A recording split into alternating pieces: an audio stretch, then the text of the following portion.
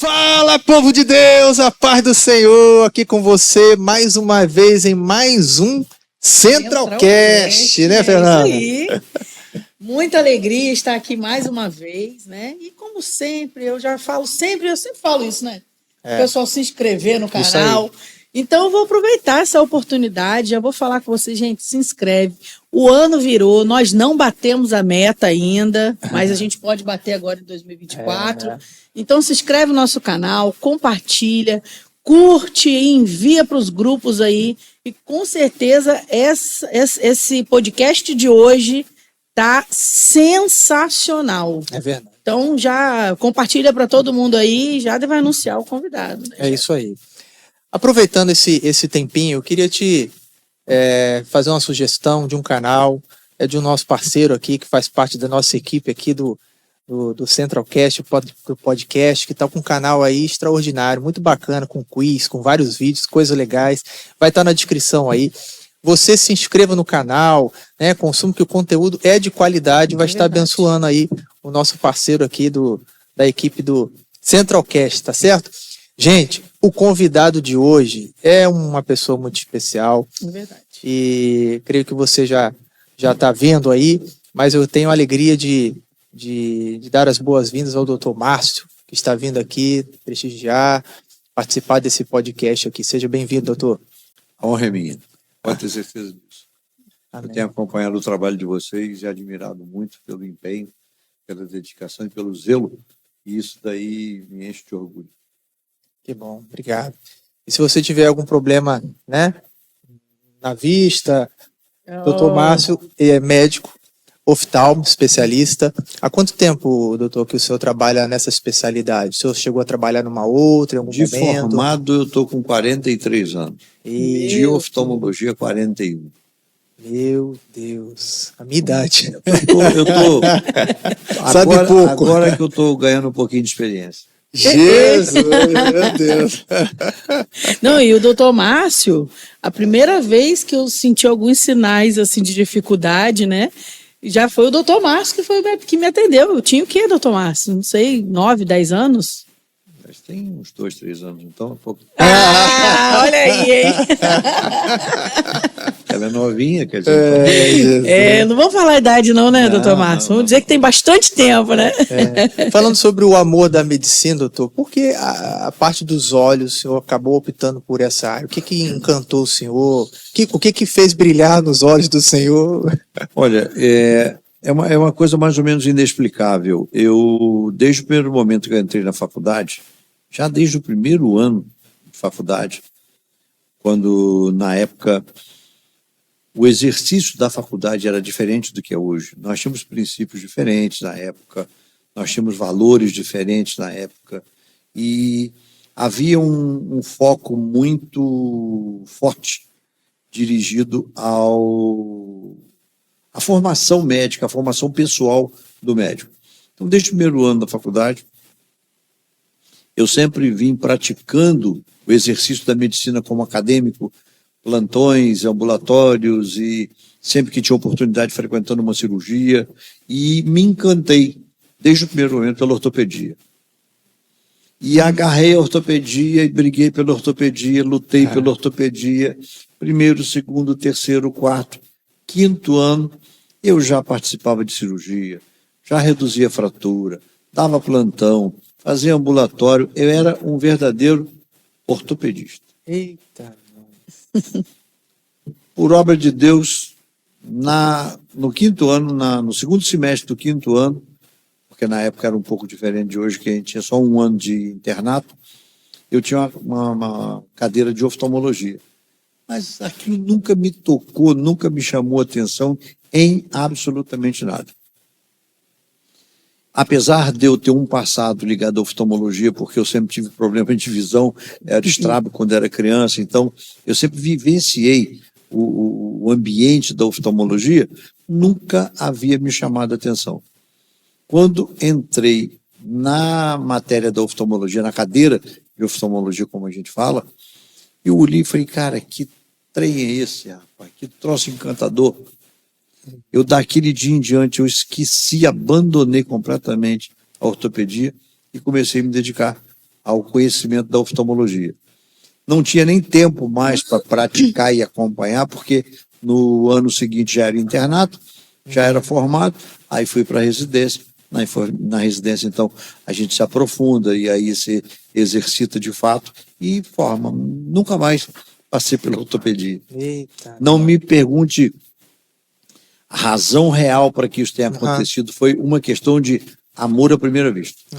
Coisa linda. Entendi. Doutor, a gente tem vivido num mundo muito tecnológico, né? Sim. Hoje tudo são telas e tudo. O senhor tem notado dentro do seu consultório algum aumento de um tempo para cá nesse abuso excessivo, aquela coisa excessiva de tela, de celular, principalmente em crianças? O senhor tem notado que tem aumentado bastante no consultório? Ô, Fernanda, até o ano passado, toda vez que a mãe levantava esse assunto no consultório, ela dizia assim: me ajuda, doutor, pelo amor de Deus, eu vim aqui para o senhor me ajudar, o senhor está me derrubando. Porque eu sempre dizia assim: mãe, larga a mão disso, cara. Pare de pressionar o menino, não tem nada a ver uma coisa com a outra. Até que o ano passado, porque a gente vive muito de dados, a gente vive muito de informações, de constatações. Enquanto não havia essa constatação, eu achava que aquilo era só um folclore, confesso a você. E até que o ano passado, assistindo uma reportagem, e eu vi um documentário sobre um estudo feito onde há sinais muito fortes que o excessivo uso da tela estimula o aumento do grau. Lógico que você não tem ainda um parâmetro de documentação estatística para provar e mostrar isso, mas os indícios são muito fortes. E eu sempre briguei por uma coisa na questão do excessivo uso das telas, não propriamente pela tela, mas pelo conteúdo que a tela contém, em que eu sempre dizia e disse: olha, cara, tem que prestar atenção, tem que ter cuidado, porque a tela, ela tem uma série de malefícios. Além da questão da irradiação que a própria tela exerce, ela tem um conteúdo que nem sempre é benéfico para o jovem, para a criança. E o que a gente percebe, além de conteúdos ruins, como, por exemplo, pornografia infantil, o combate a valores que a religião, por exemplo, apregoa e que eles combatem, e tem sempre uma mensagem subliminar tentando destruir essas coisas, eu sempre venho percebendo no decorrer desses anos, porque eu tenho a felicidade de estar participando de várias etapas. Eu sou de um tempo onde linha telefônica fazia parte do imposto de renda. Linha telefônica entrava no inventário de um espólio de um falecido. Quem ia herdar a linha telefônica? Hoje você não sabe nem o que é linha telefônica. E aí veio o celular, e vem todo o universo que o celular trouxe, na minha opinião, acima de tudo, prejudicando e atrapalhando a questão do desenvolvimento psicossocial, onde você tem jovens hoje completamente detonados, não sabem conversar. Os caras não conseguem fazer isso que a gente está fazendo aqui. Interação. Olhar no olho. Em vários momentos no exercício da minha profissão, eu me reservo o direito de fazer isso daí, porque eu tenho por hábito trabalhar olhando nos olhos das pessoas. Não porque eu sou oftalmologista, não. É porque eles me dizem um monte de coisa. E às vezes, no meio de uma consulta, eu paro, olho para a pessoa e digo assim: você está triste? Aí a pessoa dá aquela arrumada na cadeira. Doutor Márcio Queimou, uma pergunta minha, eu ia perguntar isso. Ela dá aquela arrumada na cadeira, eu falei: eu estou achando que você está triste. Ela abaixa a cabeça e começa a chorar. Os jovens de hoje não olham nos olhos de ninguém. Eles não tentam ver o que tem atrás daqueles olhos, porque não é o olho que te diz, é o que tem atrás dos olhos que te diz que ali tem uma pessoa sofrendo, que ali tem uma pessoa triste. Aí a pessoa tem essa desvencilhada e diz: não, doutor, eu vim aqui para rever meu grau. Eu falei: cara, o grau você viu outra hora. Chegou um momento ímpar para a gente conversar, você falar da sua dor e você vai querer ver óculos, vem outro dia. E a pessoa desaba a chorar novamente. Mas as pessoas estão perdendo, os jovens estão perdendo essa capacidade de olhar nos olhos e interpretar o que aquele olhar me diz. Então, o exercício da medicina, e na minha especialidade propriamente dita, me é muito caro esse valor. Eu não abro mão desse valor. Mas voltando à tela, a tela está roubando isso das pessoas. Não é só a questão de, o grau vai aumentar. Porque o grau seria 3. Aí o cara fica com a cara enfiada na tela, o grau vai para 5. Ele prejuízo de 2 graus. Não é nada tão emblemático, tão problemático, tão assim, danoso. Mas é a cabeça do camarada. Sim. Tamanho do amendoim fica. Por quê? Porque ele é aquilo ali só, ele vira uma peça da máquina, que pode ser substituída, que é o pior. É verdade. Doutor, eu queria que o senhor compartilhasse um pouco assim, o seu contato com o Evangelho. O senhor nasceu numa igreja, ou como que se deu esse contato com o Evangelho, a sua conversão? Eu me converti na Igreja Koinonia, Pastor Manuel, mais conhecido como Manelzinho. Hoje, se eu não estou enganado, está morando nos Estados Unidos. Ele aposentou-se, está morando nos Estados Unidos. E tive uma grata surpresa, impressão e um presente de Deus quando lá, inclusive alguns dos componentes da igreja naquela época fazem parte aqui ainda da Central, e a gente desenvolveu uma aproximação com o Evangelho através de pessoas boas, conhecedoras do Evangelho, que acolhiam sempre quem estava por perto, num sistema de comunhão impecável, em grupos de comunhão muito bons, e com isso a gente caminhou no entendimento. Nem foi muito conhecimento, não, embora eu tenha sido sempre um cara muito assim, esforçado em entender o Evangelho, mas assim, um sentimento gostoso da convivência com o Evangelho e com os evangélicos. Então isso fez uma diferença muito grande na minha vida. Até que num determinado momento, a gente saiu da igreja e veio para aqui, para a Central. E foi um momento, para mim, até bem importante, porque foi quando eu comecei a estudar mais o evangélico, aí veio o seminário, e realmente a questão do ensino do evangelho pesou bastante para mim depois que eu vim para cá. E venho caminhando, estudando, porque não é uma questão do oba-oba do evangelho. Eu sempre gostei de puxar fundamentos no evangelho para que eu pudesse entender aquilo que Deus realmente quer falar, o que Ele realmente espera de mim. E nessa caminhada a gente vem vindo até hoje.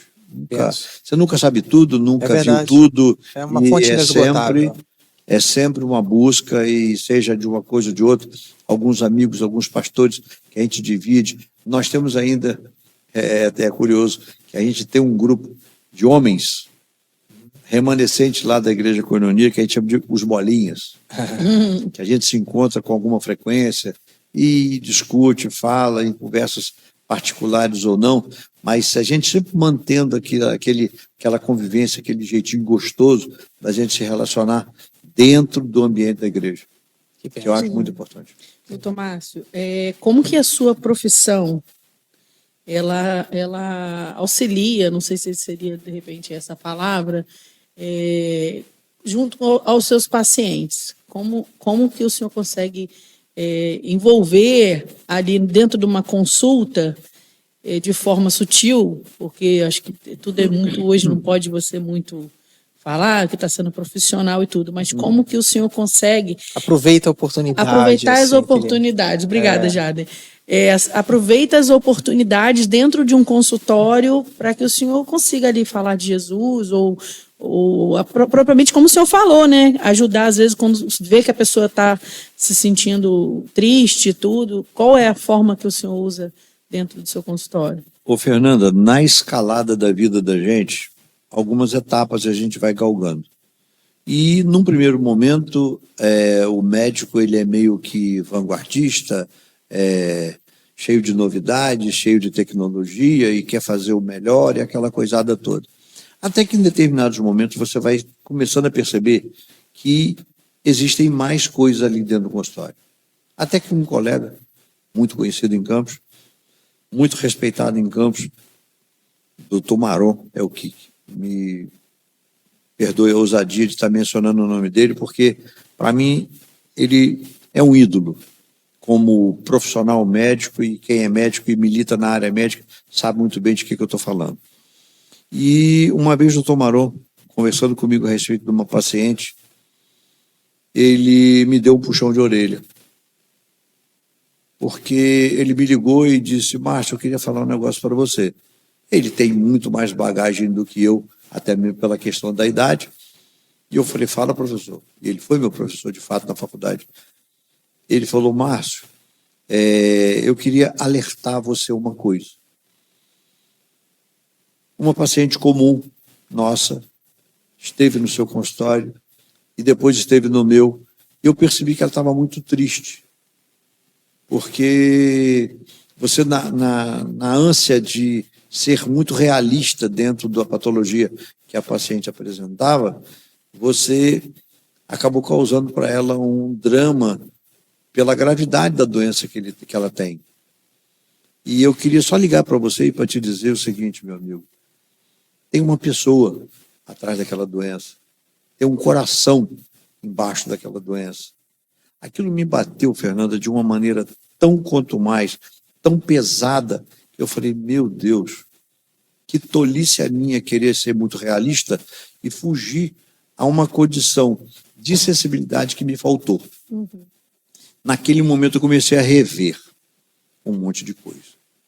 Na época eu nem era evangélico ainda, já tem uns bons anos. E a partir do momento que você começa a esmiuçar o amor de Cristo, que você, através do Evangelho, você vai conhecendo o teor maior da palavra, que passa, basicamente, eu vou simplificar, pelo amor. Eu falei: cara, não dá para continuar sendo de maneira diferente. E quando você perguntava em que a minha profissão pode, eu diria a você que é o contrário. Em que a minha religião pode.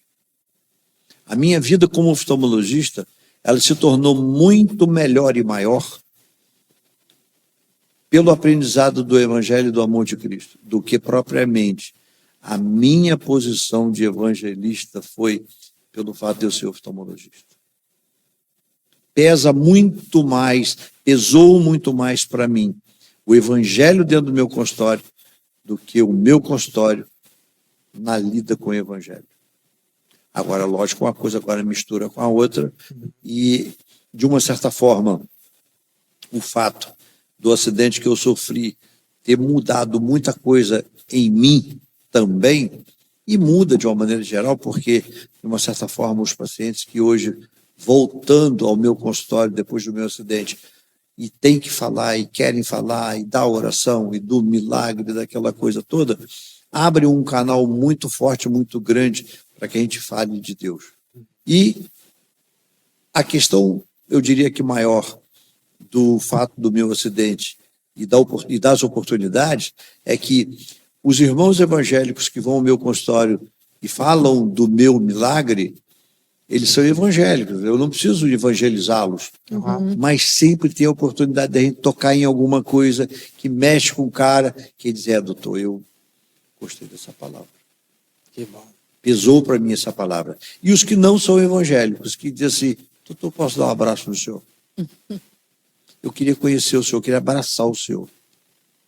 Fica à vontade, meu amigo, estou aqui para isso. E assim a gente vai falando das coisas, falando de Deus. Tem um pastor que ele falou comigo uma vez, em conversa lá no próprio consultório, que ele falou: doutor, o senhor é o pastor com a menor igreja que eu conheço. Eu falei: bom, pastor? Não sou pastor? Igreja? De qual igreja você está falando? Ele disse: aqui, ó, é você, uma mesa e 2 cadeiras só. Só 2 pessoas ouvindo você pregar. É a menor igreja do mundo. Aí eu parei e falei, cara, que oportunidade boa de eu servir a Deus aqui dentro. E aí a gente vai botando isso em prática no dia a dia. É lógico que a gente tem que ter o cuidado de não agredir as pessoas, porque nem todo mundo tem os preceitos religiosos que a gente tem. Sim. E tem paciente que... Mas eu deixo muito à vontade o paciente que... E eu tenho essa figura que eu digo, olha, tudo que eu vou te falar é para o bem nosso. Agora, se você acha que alguma coisa que eu falei demais, me perdoe e desconsidere. E aí, deixa que Deus faz o resto. Porque o evangelho, ele nos leva a uma posição de ser seguidor e imitador de Jesus. Sim. E como nos evangelhos, nos próprios evangelhos, a gente encontra em vários momentos que Jesus teve um olhar de misericórdia, um olhar de compaixão para com as pessoas, isso tem uma relação fantástica, extraordinária com a medicina, na minha opinião. Por quê? Infelizmente, talvez uma das maiores reclamações a respeito da classe médica por parte dos pacientes é a falta de humanidade. É lógico que se a gente fosse abrir aqui um debate, existem inúmeras razões, falta de estrutura de trabalho, uma carga de trabalho muito grande em cima dos médicos, que trabalham muito, uma carga horária extrema, e outras questões, mas talvez isso seja assim, uma das grandes reclamações. E quando a gente tem um médico que eu vejo um chamado também, e que é um seguidor de Jesus e procura imitar Jesus, ele vai ter um olhar diferente para com o paciente, um olhar de compaixão, né? Então, assim, essa humanidade que talvez é tão reclamada, ela vai ser neste momento de um médico que serve ao Senhor, né? Que busca ser o imitador de Cristo, isso vai ser uma coisa bem diminuída. Mas, passando para essa parte bem específica, o ocorrido com o senhor, que foi muito conhecido na cidade, mas talvez... assim, muitas pessoas que estão nos assistindo ainda não tenham ouvido. Eu queria que o senhor contasse um pouco sobre o acidente que o senhor teve.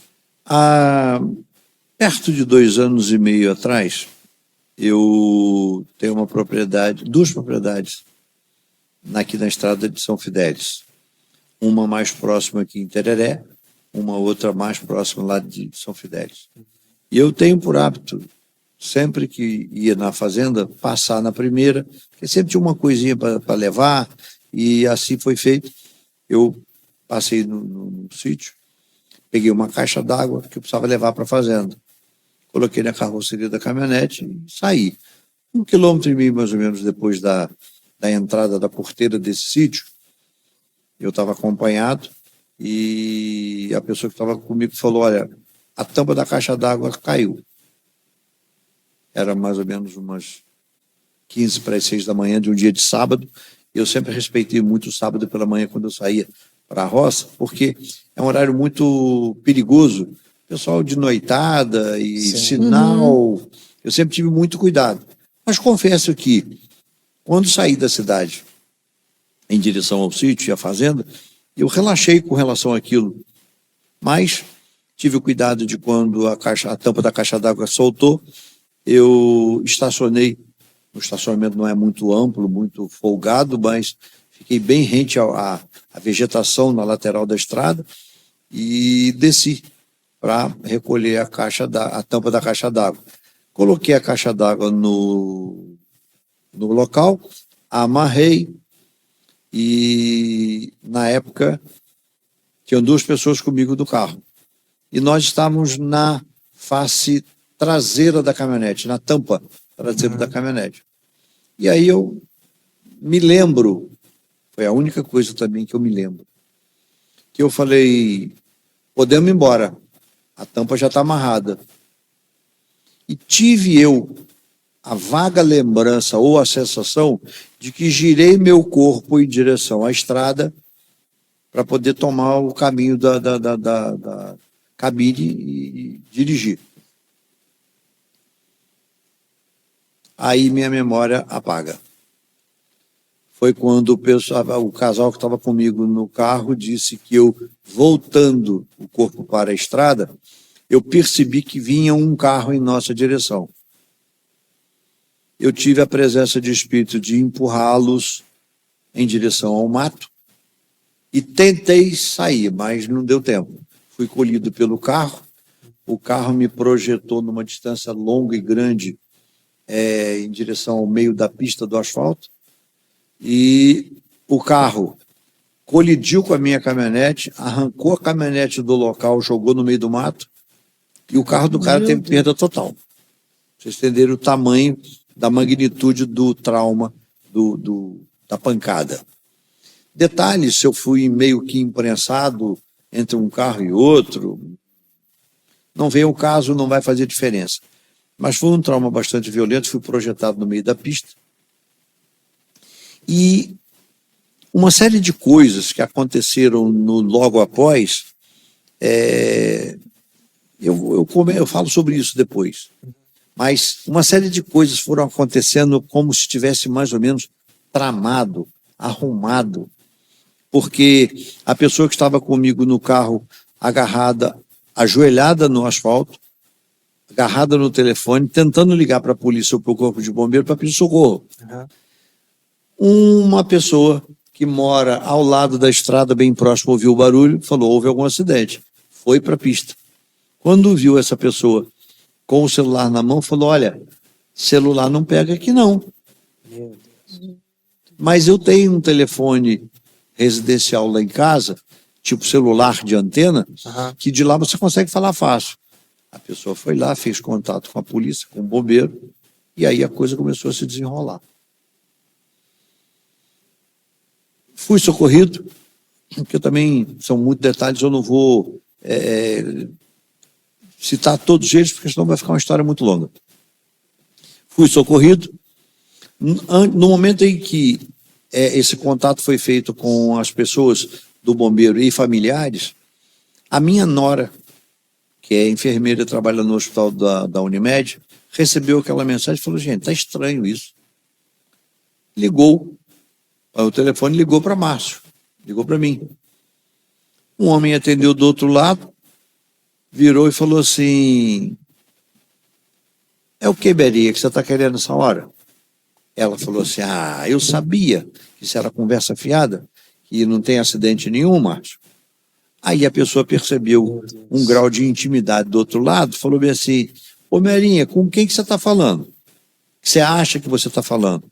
Ela falou, estou falando com meu sogro. Ele falou, quem que é seu sogro? Ela falou, Márcio, oftalmologista. O colega do outro lado falou assim, não, Merinha, quem está falando aqui é Márcio Flor, que é um outro colega médico. Mas que história é essa que você está falando aí? Não, porque recebeu uma informação de que meu sogro foi atropelado. Ele falou assim, Márcio foi atropelado aonde, Merinha? Aí ela falou, na estrada para São Fidélis. Ele estava de plantão no bombeiro, era o socorrista do bombeiro, virou para ela e falou assim, Merinha, eu estou dentro da ambulância indo buscá-lo, eu só não sabia que era ele. Meu Deus. Ela virou e falou bem assim, doutor, ele está muito mal. Aí ela ainda ouviu o barulho da sirene sendo ligada e ele foi em direção onde eu estava. Teve a presença de espírito de quando passou pelo Ferreira Machado, ligou para o Ferreira Machado, falou com a administração do pronto-socorro o seguinte, olha, eu estou indo buscar Márcio, que foi atropelado na estrada de São Fidélis, a informação de que ele está muito mal. Muito mal. Prepara tudo aí. Foi lá, me socorreu. Segundo informações, eu ainda falava, conversava nessa época, nesse momento, mas eu não me lembrava de nada, não me lembro de nada, e que eu só pedia, não me deixa morrer. Não me deixa morrer.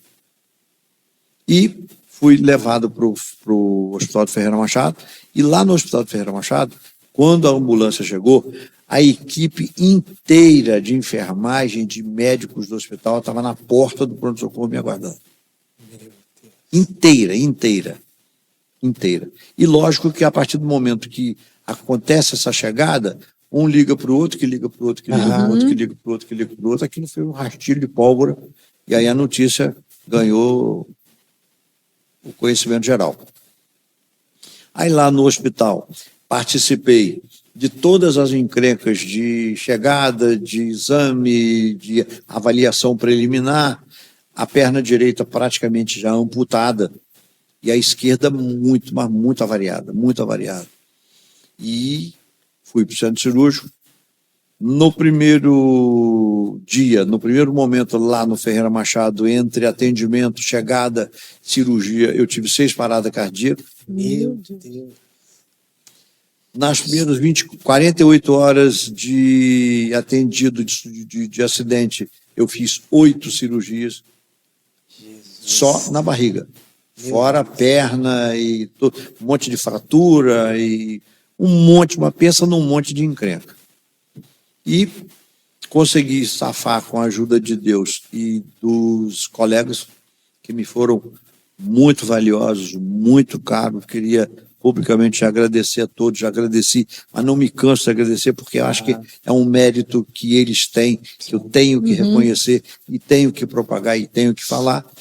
Então, foram incansáveis na tentativa de me manter vivo e conseguiram, foram vitoriosos, porque a situação dentro do próprio grupamento médico que estava e acompanhou, praticamente ninguém depositava esperança. Ninguém. E o senhor quer falar sobre as sequelas que o senhor teve? Isso incomoda? Não tem problema nenhum, não. Eu sou muito resolvido. É tranquilo, né, doutor? Muito, mas muito resolvido. Porque Deus me mostrou isso. Deus me fez isso. Por isso que eu falei, depois eu vou falar que parecia que tudo era e estava tramado. Eu sofri um acidente, fui para a UTI, levei 19 dias em coma.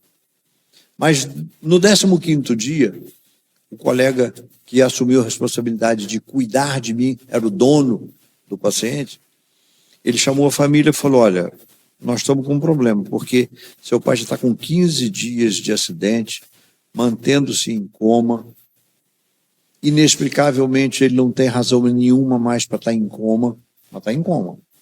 Mas como a gente não tem uma ideia muito precisa do tamanho da extensão do trauma que ele sofreu, inclusive quando ele caiu aquela coisa toda, a gente não sabe em que vai parar, aonde vai parar esse coma dele. E chegou a hora, até por questões clínicas, já que ele está estabilizado, de a gente começar a tirar toda a sedação e estubá-lo, tirar o tubo. Meus filhos disseram, ó, se não tem outro jeito, doutor, é o que nós vamos fazer. E assim foi feito. Surpresa, não acordei. Aí a coisa se falou, rapaz, aí o negócio está parecendo mais encrencado, hein? Porque ele estava sedado, ele estava com tubo, e ele não está mais sedado, nem está com tubo. Por que esse caboclo não acorda? E ainda se passaram 5 dias, foi quando eu acordei.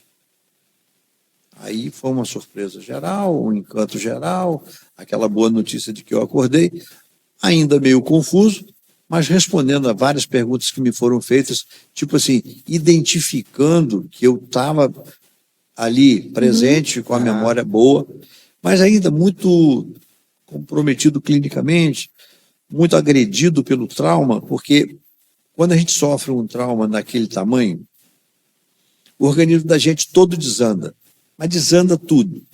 Fígado, não tive trauma no fígado, mas fígado, rim, vai tudo bagunçado, tudo, pulmão, entra tudo em crise, porque o corpo, pelo trauma, ele libera uma série de toxinas e enzimas, que aquilo, um vai atrapalhando o outro, um vai comprometendo o outro, e vira uma bola de neve que não parece que não acaba nunca. Até que você consegue dar um totó na bola, e ela muda de rumo, e aí ela começa a diminuir a velocidade, pronto, ela para de rolar. E foi justamente nesse momento que eu meio que acordei, comecei a responder algumas perguntas onde eu identificava lembrança, memória, identificação, como é que é seu nome, como é que é o nome do seu pai. Eu fui lembrando com alguma facilidade, mas ainda muito zonzo, muito sonolento, sem noção nenhuma do que tinha me acontecido.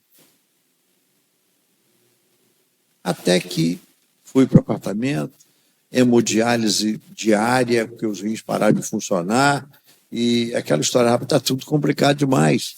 E foi tudo muito complicado demais. Mas parecia que as coisas iam se encaixando e resolvendo, e só assim, acumulando uma vitóriazinha atrás da outra, uma vitória atrás da outra, uma vitória atrás da outra, até que fui para o apartamento.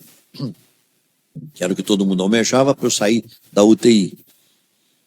Teve um fato logo no primeiro, segundo dia da UTI, que a minha filha conseguiu autorização para entrar na UTI.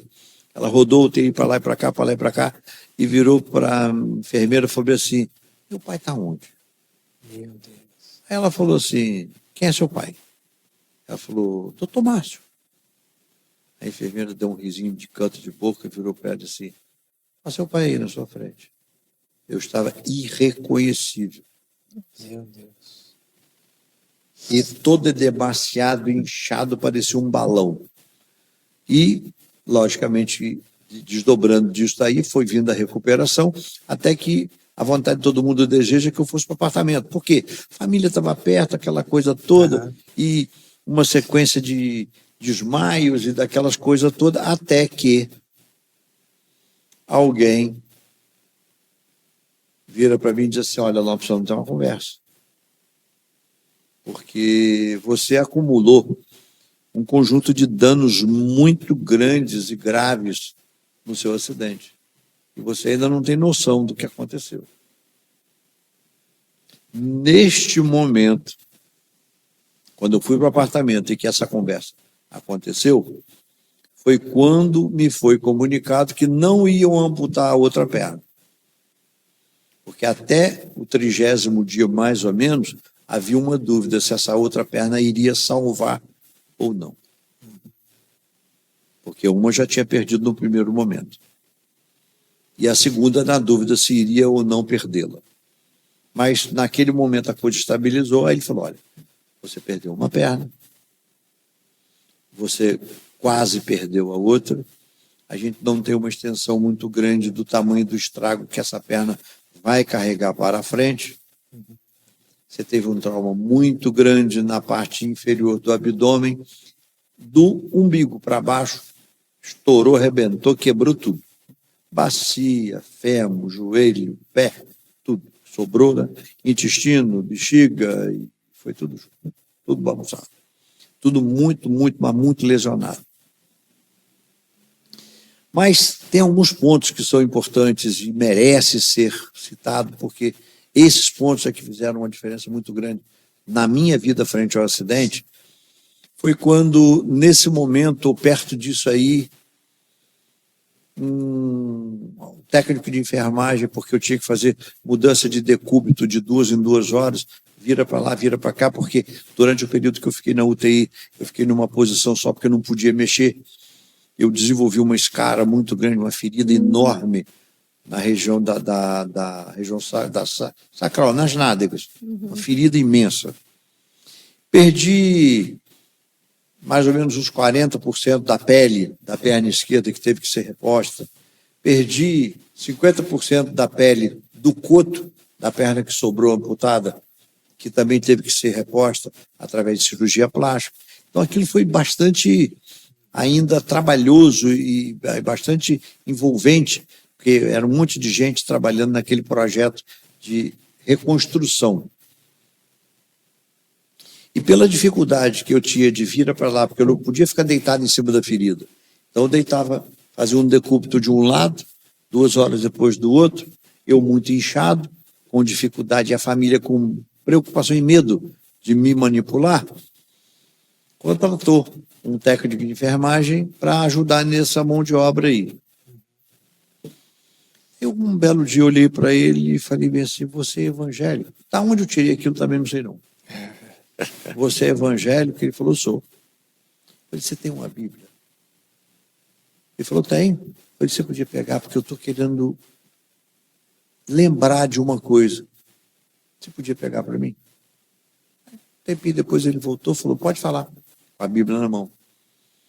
Eu falei: eu não sei aonde que está na Bíblia isso que eu vou te falar, mas pesquisa para mim aí, vê se você acha na Bíblia essa expressão que está me incomodando.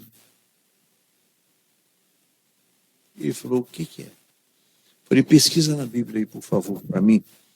O que significa a palavra Ebenezer? Quando ele leu o texto de Samuel,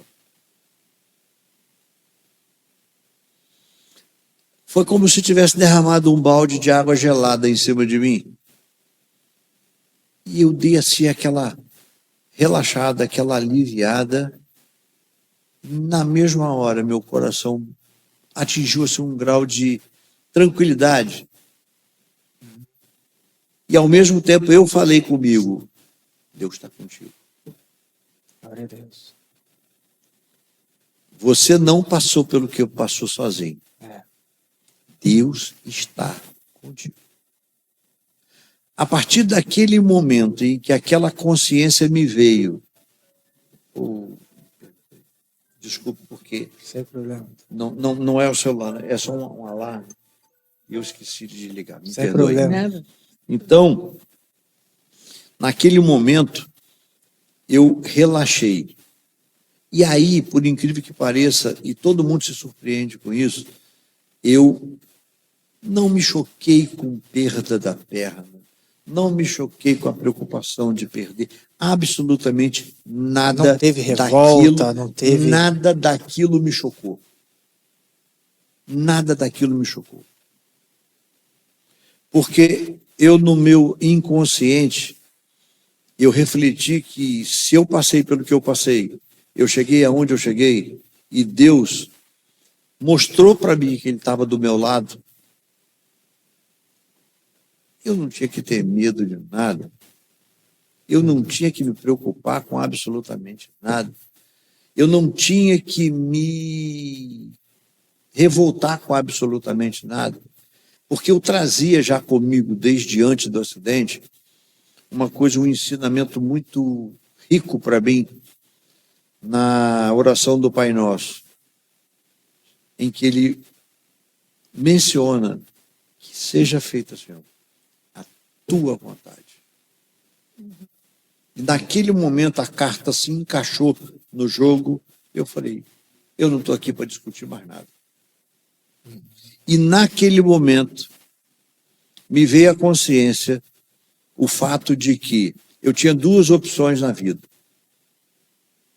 Ficar na beira do asfalto, chorando e lamentando o resto da minha vida, o que eu perdi, ou comemorar o que sobrou. E eu preferi a segunda opção. Razão pela qual eu venci, venho vencendo uma série de desafios, eu venho vencendo uma série de lutas. As lutas não me enjoam, não me cansam. É lógico que você tem um cansaço físico, mas o cansaço emocional revolta absolutamente nada. Nada me choca, nada me dói. Glória a Deus. Eu, meia hora antes de sofrer o acidente, como já era meu costume de praxe, eu acordei, agradeci a Deus pela noite, agradeci a Deus pela manhã, pelo dia que se iniciava, e ainda disse, Senhor, toma conta da minha vida. E aí, de repente, eu me vejo naquela situação, e o que eu deveria pensar e fazer naquele momento? Até aqui me ajudou o Senhor. Deus toma conta da minha vida. Eu vou questionar alguma coisa? Não vou nada. Eu vou comemorar, eu vou brigar, eu vou lutar, e que Deus me utilize para servir como exemplo para outras pessoas e que o meu testemunho vigore pelo agir e o mover de Deus na minha vida. Sim. E aí vem aquelas passagens da Bíblia, a cura do cego no tanque de Siloé. Por que ele ficou cego? Para que ele fosse curado. Mas para que ele vai ser curado? Para que vocês percebam e vejam manifestar a misericórdia de Deus. Então eu falei, cara, eu tenho que fazer disso aqui do meu testemunho, a minha prova, a minha mostra. E as pessoas, quando chegam para mim hoje, dizem assim, poxa, doutor, oramos muito pelo senhor. Quer dizer, um cara que fala para mim, doutor, oramos muito pelo senhor, ele é o quê? Ele é um crente, Eu digo, agora você acredita em oração? Entendeu? Aham. Isso é para você acreditar que a oração funciona. Isso é para você está olhando para mim, doutor, só um milagre. Eu digo, isso é para você acreditar que existe milagre. Porque o milagre sempre foi uma coisa que me impressionou muito, negativamente. Estranho falar isso, né? O povo de Israel atravessa o deserto, frente ao Mar Vermelho. Os caras atravessam o Mar Vermelho e depois têm a coragem de desacreditar em Deus, depois de tudo que eles passaram, presenciaram e viram. Então, essas coisas a gente tem que falar, essas coisas a gente tem que mencionar para puxar a reflexão das pessoas, para que eles consigam entender que por mais crente, frequente que eles sejam, mais atuantes, eles muitas das vezes erram na maneira de pensar. Erram na maneira de agir.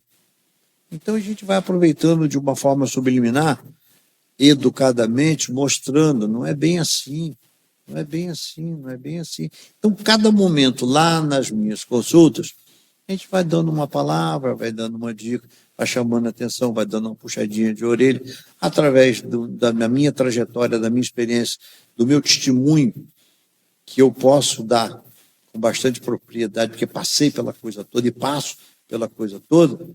Então, a gente vai ajudando os irmãos, vai ajudando as pessoas nesse caminhar junto com Deus. É interessante, doutor, porque normalmente quando nós sofremos revés na nossa vida, principalmente de alto nível de complexidade, de gravidade, nós normalmente nos revoltamos com relação a Deus, porque isso não é uma coisa de hoje, não é uma coisa de agora, recente. A gente lê na palavra de Deus e vê que os próprios judeus, na sua cultura, na sua religião, eles sempre viam uma pessoa próspera e colocava essa pessoa como uma pessoa abençoada por Deus. Sim. Uma pessoa que tinha um revés na sua vida, ou que vivia na miséria, uma pessoa que estava debaixo de alguma maldição, que não era abençoada por Deus. E sendo uma coisa muito histórica e muito relacionada com a nossa carnalidade, de maneira carnal, a natureza vai dizer o seguinte, falou assim, quem é esse Deus? Você está dizendo que esse Deus cuida de você, que ele te protege, que ele te guia, que ele está no controle da sua história, e ele permite esse tipo de coisa acontecer. E, vez por outra, eu encontro com pessoas com essa mentalidade. Uma mentalidade presa às coisas do cotidiano, às coisas do hoje, a coisa do natural. Porque elas não conseguem enxergar o sobrenatural. E essa capacidade de ter uma postura de vida como o senhor tem, muito parecida com Jó, se Deus me dá bênção, por que eu não... Pode tirar? Eu pode tirar também. Então, glórias ao Senhor, independente das circunstâncias. A gente canta isso na igreja, né? Não importam as circunstâncias, né? Adorarei. Isso é o Senhor que pode fazer. Somente é o Espírito Santo que pode fazer. E eu creio que a vida do Senhor, o seu testemunho, ela nos ensina muito.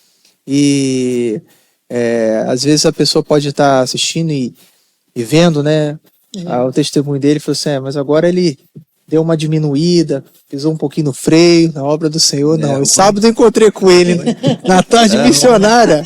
Ele estava lá na tarde missionária. Para você que não sabe, tarde missionária é um evento que nós temos aqui na igreja, que acontece basicamente quase que mensalmente, em que profissionais vão lá atender a comunidade, a população carente, ali de forma gratuita, e o doutor está lá atendendo pessoas, né, fazendo consulta oftalmo, quando não pode, às vezes, abre oportunidade até mesmo lá na clínica do senhor. Sim. Né? Então, assim, independente das circunstâncias, doutor, o senhor mostra, mas eu queria que o senhor falasse aí para o pessoal, assim, prossiga, pare, diminui, desacelere, qual a postura do crente na hora dessa? O que acontece... Eu, pela minha maneira de hoje fechar todo o conjunto de informações, é que eu hoje me vejo extremamente mais perto de Deus, por tudo que eu tenho passado. Não sei se era exatamente isso que Deus queria que acontecesse. Mas não importa.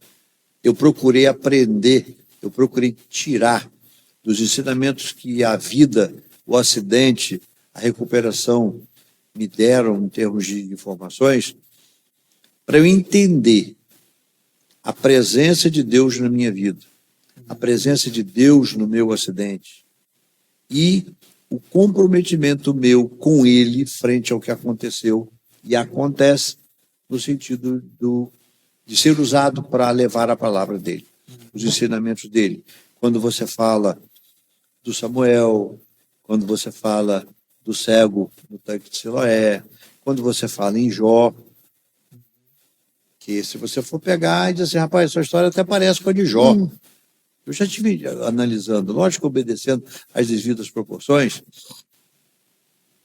mas é exatamente quando você fica diante dessa situação que eu entendi o que Jó falou. Eu te conhecia de ouvir falar. Hoje eu vi a tua face. Isso marca, isso muda. Então eu acho que hoje o evangélico de uma maneira geral, e vou falar evangélico, mas não é só o evangélico, o cristão de uma maneira geral, ele precisa buscar a face de Deus. Mas não é com hipocrisia. Não vai ser com hipocrisia que ele vai ver. Ele, quando busca de uma forma hipócrita conhecer a face de Deus, ele simplesmente olha para o espelho. Ele vê a face dele mesmo. Porque ele quer aquilo que o Deus pode lhe dar.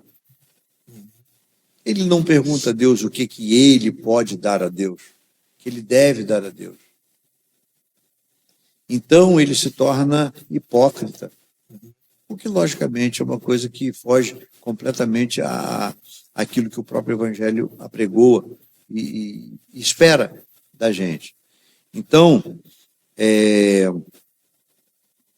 eu acho que o que a gente pode clamar aos irmãos que nos assistem é que busquem conhecer mais de Deus, busquem entender mais de Deus.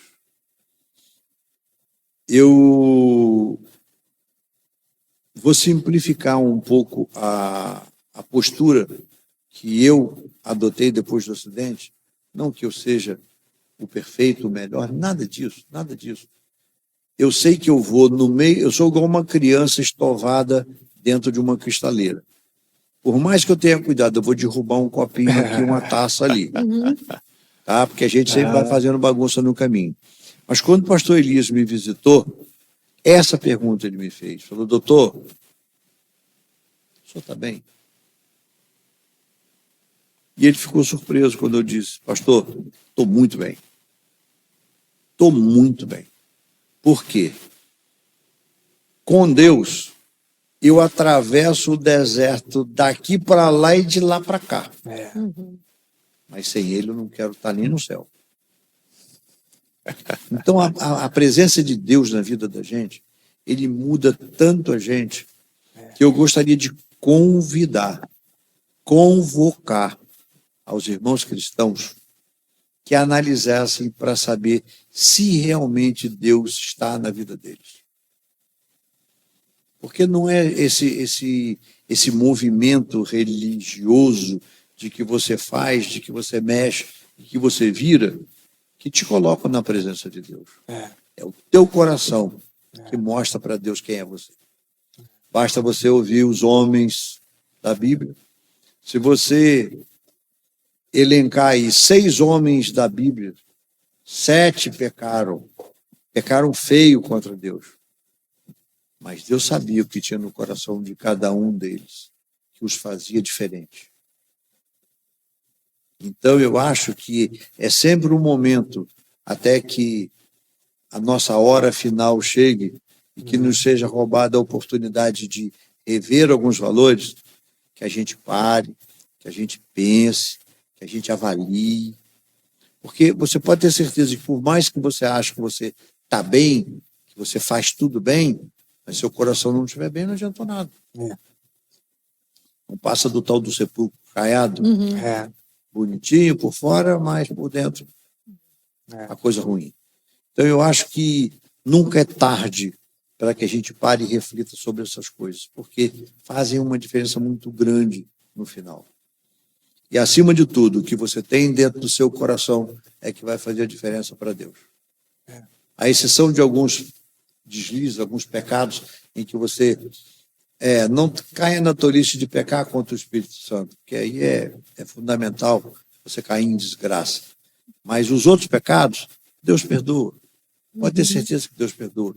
Mas se você tiver um coração limpo, se você tiver um coração puro, e mesmo que você ainda tenha os pecados, mas se você tiver a proposta de se relacionar com Deus com o coração puro e limpo, vai ficar muito mais fácil você chegar perto de Deus. Doutor Márcio, a última palavra que o senhor falou agora, talvez já seja a resposta de muitas pessoas, né? Assim, eu queria que o senhor falasse para as pessoas que estão assistindo, especificamente para pessoas que estão em situações acamadas, em situações que às vezes estão em dificuldade, às vezes passaram, talvez não de uma proporção tão grande, né, pelo que o senhor passou, mas talvez passaram por alguma situação, mas estão com um coração diferente do teu. Seu coração está tranquilo, está em paz, o senhor sabe que Deus te sustenta, te guarda, e por mais que tenha acontecido isso tudo, Ele continua te livrando, né? E aí eu queria que o senhor deixasse nessa câmera uma mensagem para as pessoas. O que eu posso mencionar é em cima da experiência que eu vivi, que eu passei no meio do meu conflito físico, mental, espiritual, quando eu busquei Deus na minha vida. Quando eu busquei em Deus uma resposta para as minhas dores. Onde eu procurei colocar Deus no lugar das minhas dores. E tendo sempre um princípio maior de que eu não tenho que ter nenhum desejo, nenhuma vontade, nenhum anseio, embora isso seja até natural, mas os meus anseios param aonde existe a vontade de Deus. Então, eu tenho uma consciência muito forte de que eu tenho sido muito abençoado por Deus em tudo que passei, mas tenho procurado me comportar diante de Deus com resignação, com humildade, com servidão, com carinho, com amor. A gente erra sempre em qualquer coisa, de vez em quando, às vezes na intensidade da coisa, não na coisa, mas na intensidade da coisa. Mas, se pelo menos você tiver a condição e a oportunidade de se humilhar diante de Deus, todo o resto Ele fará. Todo o resto Ele fará. Nem que, numa situação derradeira, de desgraça, sem recurso de conserto, Ele conforta o seu coração. E esse conforto te leva direto para o céu. Ele vai estar na porta te esperando. Tá bom, irmão? Eita, pudesse a gente ir embora aqui, mas que grande episódio. Gostaria de agradecer muito, doutor, pela sua presteza. Convidei ele na hora ali, falei, vou estar lá e foi uma honra conversar com o senhor aqui, ter esse momento. Prazer estar com vocês também e obrigado pela oportunidade de estar falando sobre esse assunto. Isso me alegra muito. Falar da minha situação. Eu ia falar desgraça, mas eu ia cometer um erro. Não é da minha desgraça, da minha situação, da minha luta. Me é bom porque automaticamente eu tenho que falar da presença de Deus na minha vida. Glória a Deus. Glória a Deus. Eu queria agradecer a você que ficou até aqui e compartilhe isso, irmão. Isso daí vai mexer com muitas pessoas. para honra e glória do Senhor. Vou enviar Amém. também para um familiar que às vezes tá numa Aquela condição, pessoa né? que está na depressãozinha por causa de um negocinho desse Isso, tamanhozinho assim, é verdade. depressivo, irmão, acorda, eleve seus olhos para o monte, o socorro tá lá, ele vem. Então que Deus te abençoe, muito obrigado por chegar até aqui, compartilhe, que isso aqui vire viral, né? Com certeza. Para honra e glória do Se Senhor. Deus quiser. É isso aí, Fernanda. É isso aí, gente. É um prazer sempre estar aqui. E hoje eu fiquei sem palavras hoje. E a Fernanda que fala pra caramba, o doutor Márcio. Na chegada ela me ameaçou. E Eu vou perguntar muita coisa. Tá bom. Mete o pau. o doutor Márcio me deixou sem palavras, porque Verdade. realmente é um testemunho muito forte, né? Verdade. E eu só tenho a agradecer por poder estar aqui nesse momento, participando desse. É muito bom ver a Esse glória momento. de Deus. É verdade. É muito bom. Que Deus te abençoe, irmão. Até a Amém. próxima aí, no nome Amém. de Jesus.